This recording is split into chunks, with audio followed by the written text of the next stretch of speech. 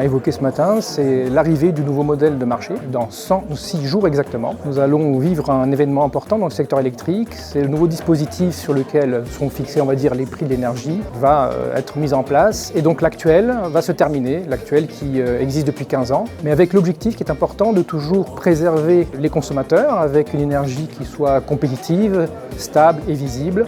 C'est aussi un dispositif qui va avoir pour objectif de conforter, de renforcer la logique concurrentielle du marché actuel. Il ne s'agit pas de la dénoncer. Et je dirais enfin, c'est pour aussi mettre en place ou donner en tout cas les moyens à EDF d'investir dans les outils de production, dans les infrastructures pour continuer à faire bénéficier aux Français de l'énergie décarbonée et accessible et abondante. C'est aussi important d'investir dans la transition énergétique et enfin de pouvoir garantir que la France demeure souveraine en matière énergétique. On a besoin de faire comprendre à notre écosystème local, mais aussi plus largement national, de ce qui est en train d'arriver, de ces changements. Depuis la crise que nous avons vécue, on peut dire que finalement tout le monde s'intéresse beaucoup plus à l'énergie, donc c'est pas très difficile, heureusement, de susciter de l'intérêt pour nos sujets. Mais comme ce sont des sujets qui sont techniques, pas toujours très simples, on a besoin de vulgariser, on a besoin d'expliquer, on a besoin de rassurer aussi nos consommateurs, nos clients et pour des sujets qui sont aussi structurants que la transition énergétique, de compter aussi avec leur action à nos côtés pour pouvoir faire le nécessaire en termes de décarbonation,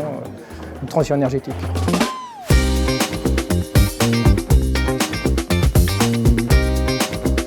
Le Café de l'Écho ce matin nous a permis de partager les enjeux de la lutte contre le réchauffement climatique. Ça passe par l'éradication des énergies fossiles, gaz, pétrole, charbon, et ensuite par deux enjeux importants, complémentaires, moins consommer d'énergie dans nos vies quotidiennes, dans l'industrie, dans l'activité professionnelle, et également électrifier nos usages, passer à des solutions électriques à la maison, dans la rue, en mobilité, dans l'agriculture, dans tous les secteurs de vie que peut composer une société française. Les Cafés de l'Écho ont une grande vertu, c'est celle de partager les enjeux, de faire comprendre à tout un chacun la nécessité du changement, en l'occurrence la transition énergétique, qui parfois également s'insère dans la transition écologique. Ça reste pour beaucoup encore des concepts, il est important que ça puisse être une réalité dans son quotidien, personnel, professionnel, et que chacun puisse comprendre, pourquoi il faut changer nos pratiques en rapport avec l'énergie, et deux, comment on peut arriver à changer, à faire ces transformations et à concourir quelque part à améliorer la protection de l'environnement et la préservation de la biodiversité.